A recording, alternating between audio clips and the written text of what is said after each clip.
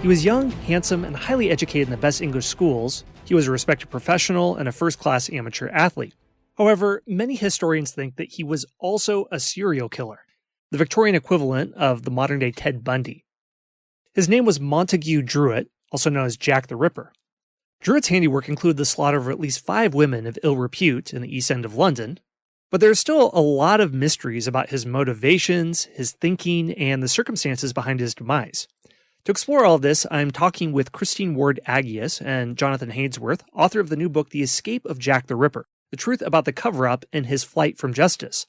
We'll look at how a blood-stained Druit was arrested, yet bluffed his way to freedom by pretending to be a medical student helping the poor, how Druit confessed to his cousin, an Anglican priest, how Druit's family placed him in a private, expensive asylum in France, only for him to flee when a nurse blew the whistle, and how Druit's identity was concealed by his well-connected friends and family, thus hatching the mystery of Jack the Ripper.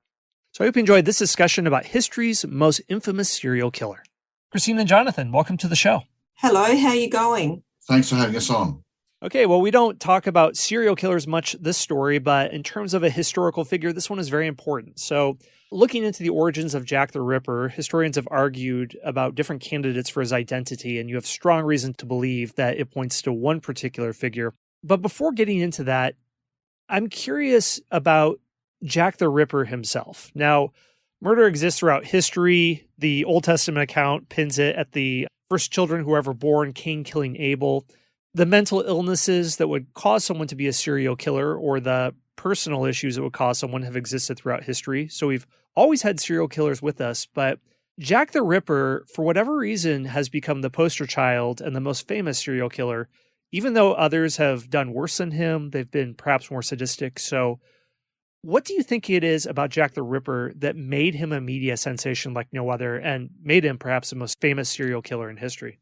I think that it goes in stages, and at the time of the murders, it was perceived by some that he might be a terrorist inspired by socialistic ideals or ideology who was trying to use evil by murdering women driven into prostitution by poverty in the worst slum of the East End of London in 1888, that is Whitechapel. And the perception by some was that he is murdering these women whose lives were already destroyed by poverty, and social reformers wondered and hoped the answer was no, that this was a deranged social reformer trying to make the ruling classes do something about the terrible conditions of London's East End. And if that's the case, he had quite a bit of significant success in the media and in terms of the government saying, well, what can we do? Perhaps we can have better housing or sanitation. And then I think that by the Edwardian era, it had become something rather different. He was seen as an English gentleman, deranged, a doctor, middle-aged, a recluse, very rich, who periodically, when he was foolishly let out of private asylums, he would attack and kill so-called fallen women in the East End, and he drowned himself in the Thames just as a Scotland Yard's police dragnet was closing in on him. That was what Edwardians thought was the truth, that there was no mystery as to his identity, although they did not have his name. But that was considered appropriate. Because he'd killed himself, he could never have due process. He could never have the protection of a trial. And then after the First World War, you had movies like The Lodger, which had been based on the novel by Marie Belloc-Lowndes. And you also had the idea that it had been solved and that the Ripper was a suicide. It all fell away. And I think that what remained was the contrast between the perceived well-to-do nature of the murderer compared to the women and the area in which he was killing, and that contrast, plus the name, Jack the Ripper, which was created by a couple of journalists as a hoax letter to the police to increase circulation, I think that is what has caused it to be remembered generation after generation until you finally get to the 1960s, when the drowned doctor's name was revealed to be Montague Druitt. And because he turned out to be a drowned lawyer, his identity, like as the solution to the so-called mystery, did not gain traction with the public or with popular culture. And instead, the whole subject went in all sorts of different directions, which have also kept it alive as an industry of books and movies and TV documentaries and this podcast and our book. But we would argue that that was a misperception of the whole story. It was actually solved by a police chief in 1891, and the solution was shared with the public, although fudged to protect the killer's respectable family. And once you understand that, you realize that all the other suspects and all the theories and all the other rather outlandish claims about dodgy DNA and royal conspiracies and famous painters setting up clues in their works of art are exactly that. They're all in the wrong direction. That's very interesting. And I want to return to that of if the evidence is as strong as you claim, what is gained by not having a consensus on his identity? Because apparently there is something to be gained. Well, maybe we could explore that now. Why do you think? Because do people like the idea of the mystery, or they maybe want a more exotic background of Jack the Ripper or a different one than Montague Druitt provides? Yes, I think there's quite a bit of truth in what your question suggests, that they want it to be a mystery. And as to his identity, how could he not have been caught when he is murdering defenseless women in a very small part of London, crawling with police after the second and third murder? And why wasn't he caught? And perhaps he can be identified from this distance. And so I think that it's because each time people claim that their new book or movie or documentary solves the mystery, that's what, gains the attention of people and readers and the media. And we've read those books too. But the difference, we would argue, with our book is that we're not claiming to have solved the mystery. We're arguing there is no mystery. It was solved by a handful of Victorians at the time. Could they have been wrong? Of course, people are often wrong about things, but it's a very unlikely thing for them to be wrong about. And therefore, we regard them as sources that are credible. They believe they had solved it, and this was their solution that we've tried to recreate. Well, it's very interesting. This could almost be a companion episode to an author I spoke with about Hitler's death, and the evidence of where Hitler's remains are outside of Berlin are quite incontrovertible. But that doesn't mean that the History Channel in the United States doesn't have a 14-part series about how Hitler and Eva Braun escaped Argentina, because in the FBI files, there's fourth-hand hearsay that someone claims they saw Hitler, and it's such an intriguing tale that people will still glom onto it, despite all evidence to the contrary. So these things just don't die if people want the story to be true hard enough. Well, let's look at Montague Druitt specifically. So please tell me about his background, and we can get into the evidence as well. Montague Druitt was part of a very successful family. They all came from Wimborne in Dorset, which is in the West Country of England. And his father and his uncle were doctors, and his uncle was a very famous doctor, Dr. Robert Druit, and his name was well known amongst all people in England. And although his work concerned sanitation and he'd written a lot of pamphlets about prostitution, he was very concerned with public health. He was most famous because he was an expert on wine, and his name was everywhere. If you look at the old papers from that era, even after his death, he was always quoted in advertisements recommending certain brands of wine. And alcoholism was a big talking point in Whitechapel and everywhere in that Victorian era. People drinking too much, violence, domestic violence, and neglect of children. And there was also the temperance movement, which was really growing in force. So Dr. Robert Druit, he had an idea that drinking pure wine and good quality wine could be good for your health. And so his name was everywhere. So Montague Druitt grew up with a famous person in his family. He was a high achiever in his early years. He went to Winchester College, which was an exclusive boys' school, and he did very well at school. He was a great sportsman. He was in the debating team, very competent, and he was also the prefect of chapel in his final year, which was a very high achievement for anyone. He then won a scholarship to New College, Oxford. And things seemed to fall down a little bit once he got there. So whether he had problems there or distractions, he still seemed to be popular. He played a lot of sport, but his academic achievement at college, at Oxford College, didn't really live up to expectations.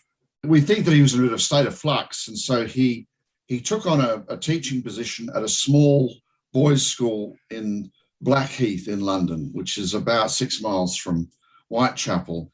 And he did a civil service exam, public service exam, and he could have got a job in the bureaucracy of the British state, but he never took up a position there.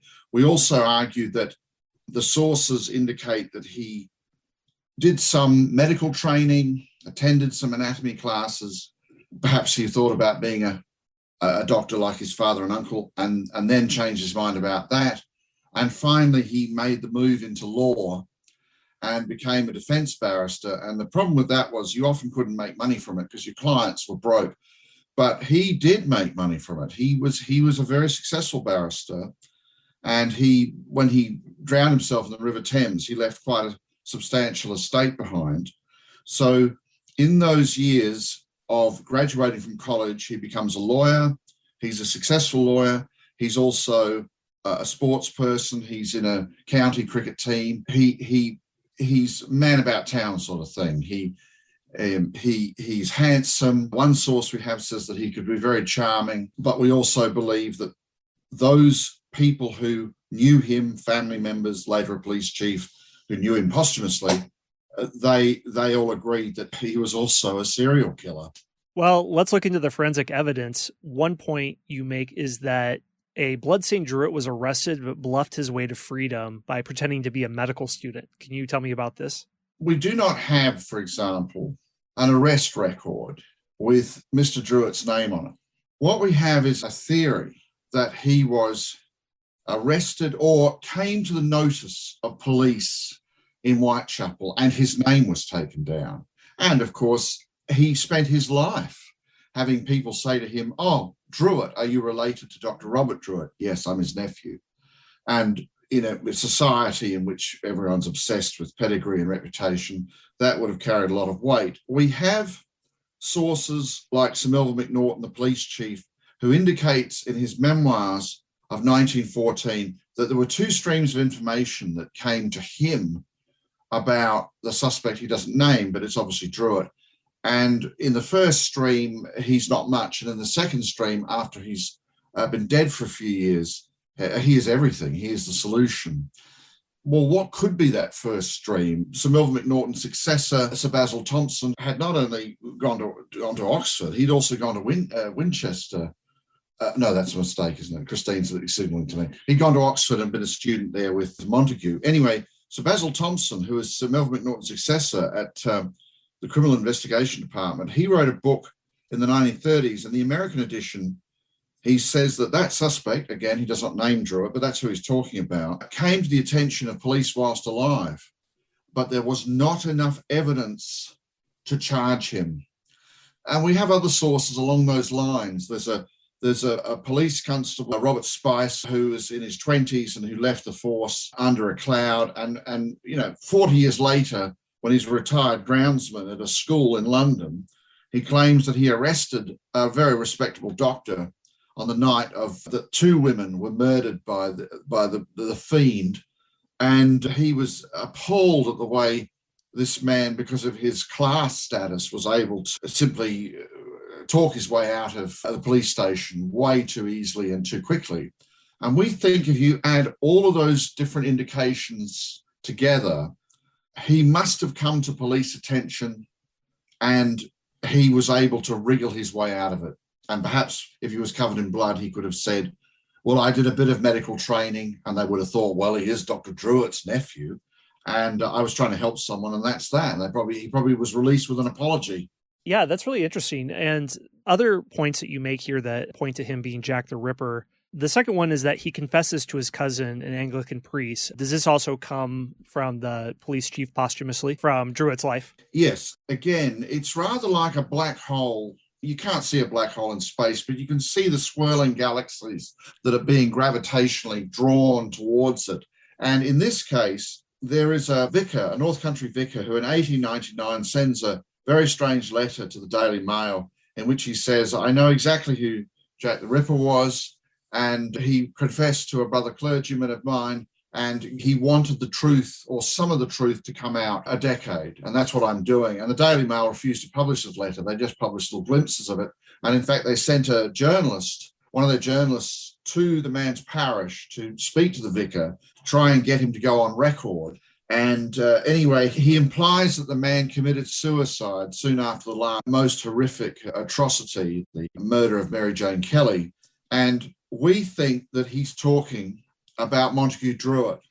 And our evidence for that is two things. One is that there is a leak by a policeman, we believe it's McNaughton, who says that the vicar's Ripper drowned himself in the Thames, something the vicar was loath to reveal.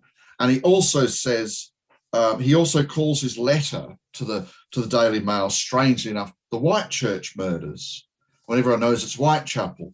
Whitechurch is the name of Reverend Charles Druitt's parish in Dorset, who was the son of the famous Dr. Robert Druit and the cousin of Montague. He also says at the end, when his interview with the journalist, that the deceased murderer suffered from epileptic mania, which is a Victorianism for committing crimes, but you're in a sort of zombified state and are not really in control of yourself. Just the sort of thing a family might want to embrace as an explanation for such evil.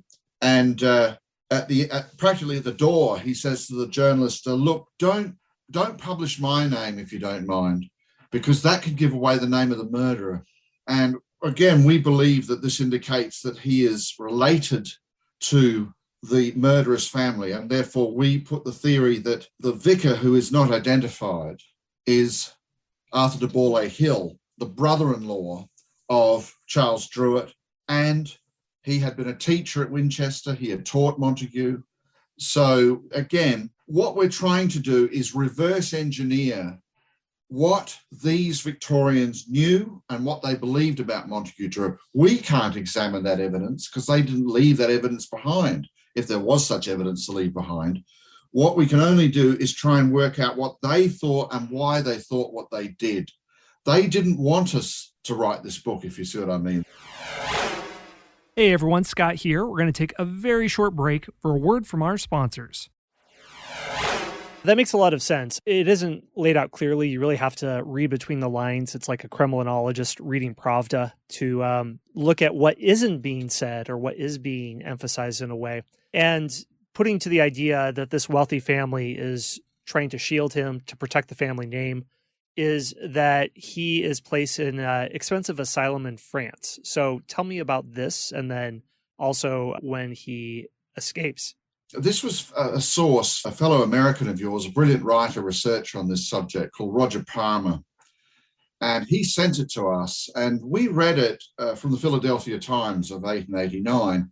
And we were just amazed reading it, because we felt that while it does not name Druitt, and perhaps it is about somebody else, there are an awful lot of coincidences about this English patient from a respectable family that has been put in care in a very expensive French asylum, where it turns out that one of the nurses speaks English and realizes that this patient is confessing to being Jack the Ripper, and therefore goes straight to the local French police in order to try and collect the reward. And so the British family have to extract their maniacal member from this asylum and back to London. And it turns out everybody's using false names, and there are just, again, there are indications in that source that match The other sources we have, the two men who are escorting the unnamed English patient who is in a state of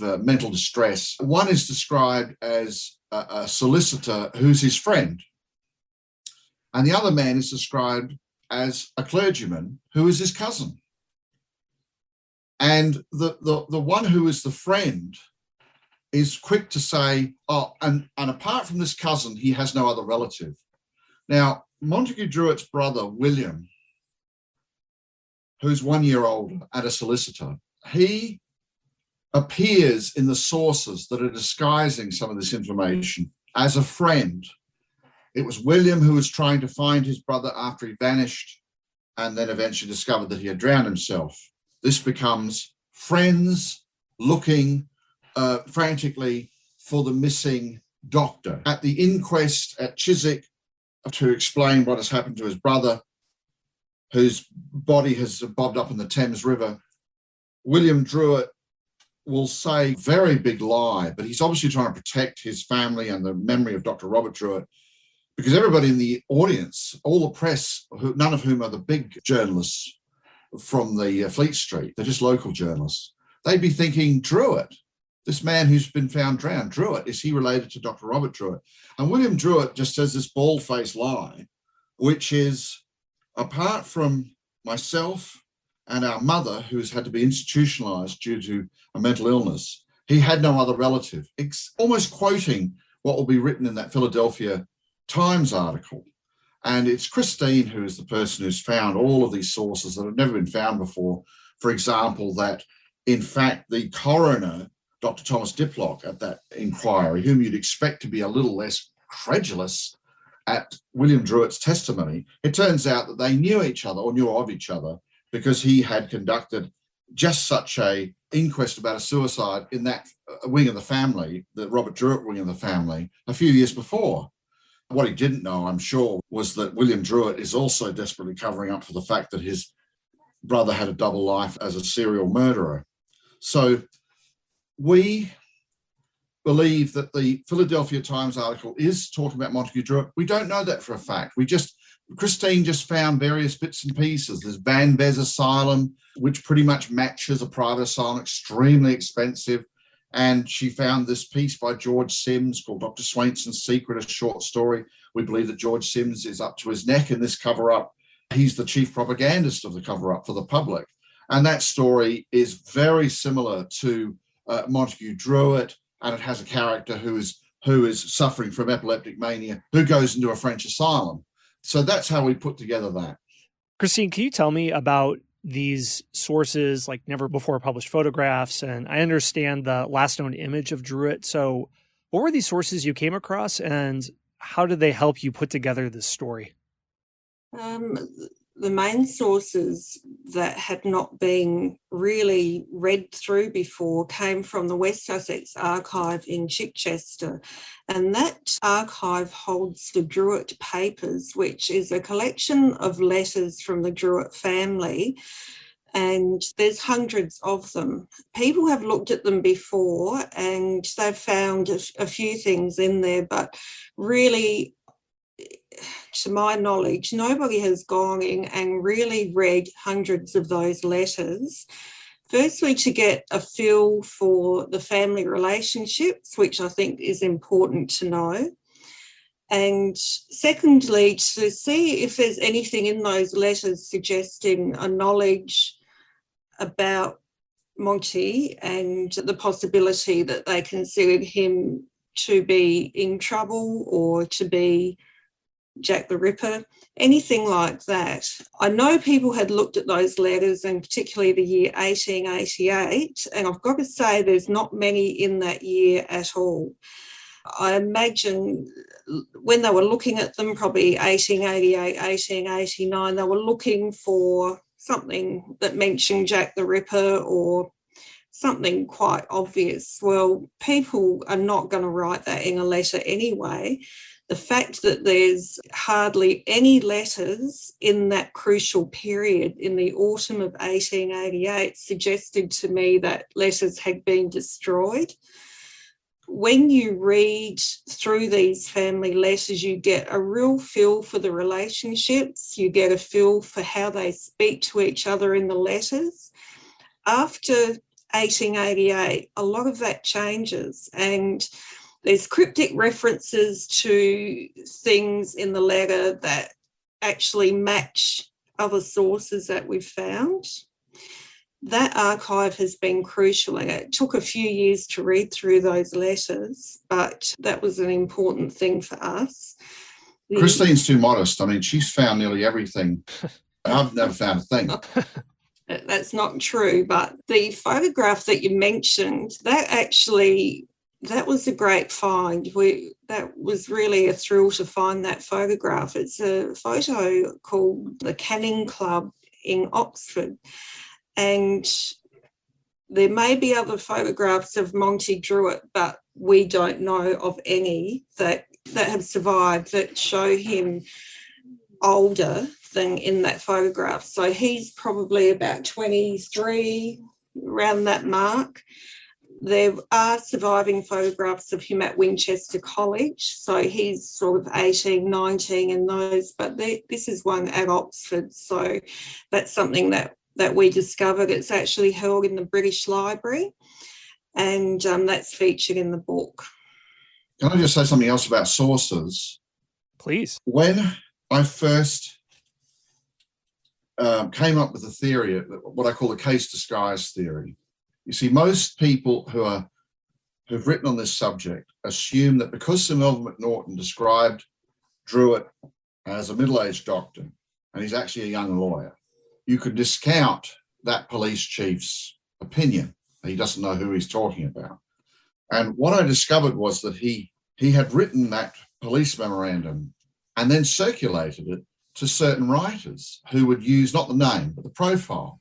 And I thought, but there's no way Macnaghten would do that and drop the Druitt family in it, because their neighbours would immediately recognise the young lawyer who supposedly was Jack the Ripper and drowned himself in the Thames. So it has to be changed for reasons of discretion. But it also meant that I was arguing that Macnaghten had actually misled his colleagues at Scotland Yard. And I could see why he did that as a personality, because he's a very compassionate and affable fellow, but he also outranks everybody at Scotland Yard in terms of class. And I thought that he wouldn't hesitate to do a cover-up that would protect the Druitt family. But the objection to that was, well, that's nice of him, because that's a hell of a gamble he's taking with his police career, which he loves, for a family he doesn't know. And Christine discovered, which I think is one of the key discoveries of our work, is that through looking through Ancestry.com and matching up all the genealogies, she discovered that the Reverend Charles Druitt was married to a woman called Isabel Magendie Hill, and she is a relation of Colonel Sir Vivian Magendie. She has his name. And he worked at the Home Office as a bomb disposal expert. He was a nationally known figure, national hero. He is a very close friend of Sir Melville Macnaghten and of the true crime writer George Sims. And therefore, what Christine had discovered was a personal motive for Sir Melville Macnaghten to run this cover-up. And he probably wanted to bury the whole story, but he knew that vicar was going to make his move within a decade. So they had to get their version of the story out ahead of that vicar. And so it had to go public. And then they quite liked propagating the idea that Scotland Yard was within inches of catching the mad doctor, which again matches the Philadelphia Times piece about the dragnet trying to close in on the English patient. The difference being they don't have his name, whereas in the George Sims version, they're chasing a rich doctor who's mad and they know his name. Well, I appreciate the way that you have reconstructed the story and taken care to notify what is clearly known and not known, because it's one thing to tell a history of an event where everyone is making the facts known and public, like a military history where the facts on the ground are clear, versus something that could offend powerful parties with vested interests. So people are keeping their cards close to their chest. You have to suss out clues carefully. And I think this is also useful for the listeners to understand how different histories are put together. So something I'm very curious on, not much of this can be known for sure, but how have you reconstructed the story of Druit as Jack the Ripper? And maybe you don't know everything for sure, but based on your best hypothesis, why did he commit these murders? It sounds like he had a high level of guilt. He confessed to a vicar. He confessed in this asylum. Was he mentally ill? Was he like a Dostoevsky's Raskolnikov in Crime and Punishment, where he thought he had a very good reason to commit these murders and it was for this higher good, but then his conscience ate away at him? Why did he kill himself? So what have you been able to reconstruct from his story? And if you haven't been able to, what is your hypothesis on why he did what he did? At the time of the murders, it was noticed by, well, just about everybody. They were being committed not just in the East End and not just in Whitechapel, but in a very particular part of that slum, sort of the worst slum of the worst slum, which reformers had called the evil quarter mile.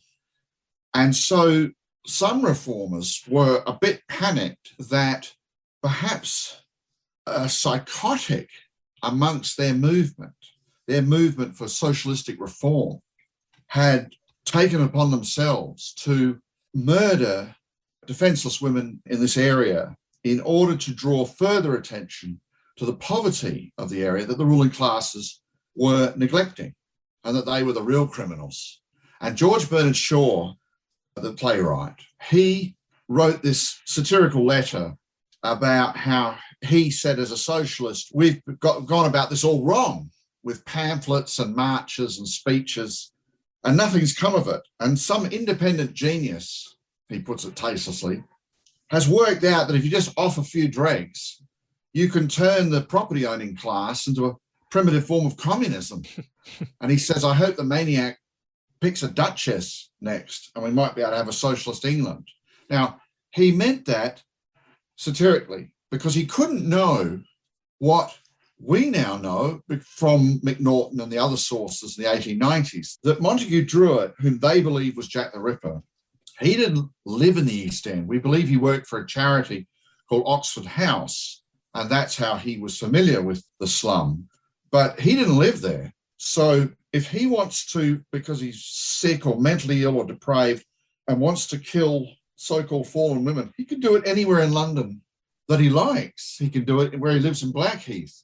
But he keeps coming back to Whitechapel, which after the second murder is crawling with police. So he's taking enormous risks to do his evil deeds in that area. And therefore, we think that Shaw was much closer to the truth than he could have realised, that in fact Montague Druitt was turned on by socialistic ideas. He had noticed that 2 prostitute murders before he started had brought about favourable press attention. Usually the press would just crucify these women as nymphomaniacs, as moral failures, as deserving of being streetwalkers. And then these 2 women who are not connected to each other, but they're killed by separate gangs, horrifically, the press does this about face, saying, well, their deaths were terrible, but you know what? Their lives were terrible due to social neglect. And we think Druitt, he began his own reign of terror at that moment in an age which was filled with Irish terrorism. That's why Colonel Sir Vivian Magendie is so celebrated, because he has to disarm a lot of bombs set by Irish terrorists. And he decided that I'm going to turn on the class that produced me, and I'm going to force them to do something about the greater evil of the East End, with some success in terms of the way you see the speeches in the House of Commons saying, well, you know what, we've got to do something. We've got to do something about sanitation and housing and disease and employment, but we don't want to overstretch it. I mean, we could have fun with the term Jack the Socialist, but the point is that he is not someone who is a member of any political organisations, apart from the Conservative Party. He is not someone who has a manifesto that he sends to the government making demands. We think that, like a lot of modern terrorists who barely adhere to the ideology they pretend to be committed to. He just used that in his mind as a way of justifying his own evil. And we think that it left him in a tormented state, and that he confessed to his cousin after the terrible atrocity that was committed on Mary Jane Kelly's remains. And he perhaps feigned to some extent having epileptic mania. I know I'm doing it, but I don't remember it. And whereas Sir Melville Macnaghten never bought that. He always calls him a sexual maniac. He enjoys it. He gets off on it. He gets an erotic thrill from mayhem against women who are already degraded. And as I said before, one of Christine's great finds was to discover that Montague Druitt had in fact defended a murderer in court and tried to shift the blame from his client, who was guilty, to a prostitute. And that he was so vitriolic against this woman that she had to leave town for her own safety, even though his client was found guilty. And we think that that agitation he caused awakened something in him that led towards trying to go to the East End, where he was doing charity work already and killing prostitutes in his mind, because I have a greater mission. I'm doing a greater good through some evil. Right. There's a lot to untangle, a warped sense of idealism, a warped that expressed itself through mental unwellness, and a person who their ideas were filtered in a strange way. It's never easy, even for a psychologist, to untangle all these threads, let alone when the story isn't clear. So the two of you, I mean, you've committed incredible energy and time to putting together this story and identifying Jack the Ripper through these sources, many of which don't seem to want to speak very clearly. So returning to the subject we started with at the beginning of this discussion, we were saying that many people want this alternate account of Jack the Ripper to be true, or the mystery to remain, even though the evidence is clearer than many people pretend to. So why do you think it's important to correctly identify him? Do you think that if we believe stories, even if we probably shouldn't, we lose something? So what do you think is gained by your account and by correctly identifying him? I think two things. One is that it's always important to dig around in history and discover if something has been forgotten, and in being forgotten, misunderstood. And we think this is actually a misunderstood subject. So that's one. We're trying to correct the historical record. We think that's worth doing. And secondly, we think that these upper-class English gentlemen, Macnaghten, Magendie, George Sims, they were anxious to propagate a version of Druit that would make him unrecoverable to Druitt's neighbours, let alone the press. But we think that they should be applauded for the fact that they didn't go for blaming the murders on a more handy villain of popular prejudice, like somebody foreign, an immigrant, Jewish, poor. Instead, they were going to say the essential truth to the public. It was Jack the gentleman, like it or lump it. It was one of us, not one of them. And the better classes weren't happy with that solution, but that was what it had to be, because that was the broad or even specific truth, the class truth. It was a Gentile and not a Jewish person. And we think that is worth remembering and publishing now, that they tried to say in an era of tremendous prejudice. We live in an age of prejudice too. And we think it's important that these men were trying to rise above their class and their particular sectarian ethnic identities to say, it was someone who's the best of Britain did this, not someone who's a foreigner or an outsider. And that's quite a cultural achievement. In fact, its legacy is the iconic image of the toff in a top hat and carrying a medical bag. Right. If nothing else, it democratizes the idea of who could do something like this. So there is something to respect there. Well, this discussion, I mean, it reminds me that writing history like this oftentimes isn't easy. And so I appreciate the forensic work the two of you have done together. And there's a lot more to unpack. For those who want to see the story in full, the name of the book is The Escape of Jack the Ripper, The Truth About the Cover-Up and His Flight from Justice. Jonathan and Christine, thank you for joining us. Thank you so much for having us. Thank you, Mr. Rank. There you have it. That is all for today's episode. Once again, I want to start things off by thanking the Spy Masters of History Unplugged. I'll explain what that is in a second.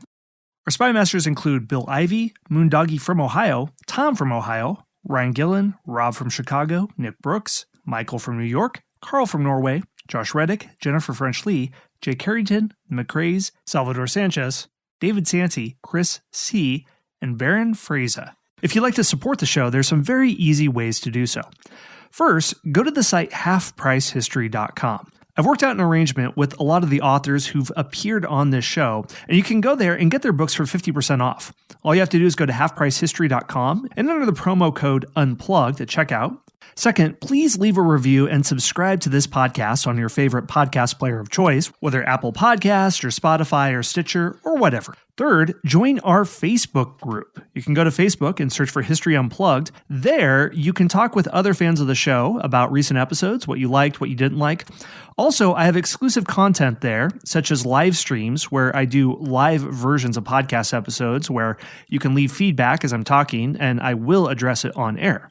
Last, and I think this is the best, is to join our membership program, the Knowlton's Rangers. The Knowlton's Rangers were George Washington's spies during the Revolutionary War, but it's also the name of the membership program for History Unplugged. If you go to patreon.com/unplugged, you can join the membership program at 3 levels. If you join at the Scout level, you'll get all 400 episodes of History Unplugged absolutely ad-free and early access to new episodes. If you join at the 2nd level, the Intelligence Officer level, you get all the stuff that Scouts get, along with bonus episodes. There's currently about 40 of them, including series on Audie Murphy and Operation Long Jump about the Nazi attempt to assassinate FDR, Churchill, and Stalin in 1943. Finally, if you join at the Spy Master level, you'll get a shout-out to you and or your business at the end of each episode. You get a 3-pack of hardcover history books, and you can find out what those are if you go to patreon.com/unplugged. Finally, you can ask me a question about history on absolutely any topic on Earth, and I will research it and devote an entire episode to your question. Probably about 30% of the questions in the archive for the show have been based on these sorts of questions. So there you go. Go to patreon.com/unplugged to learn more.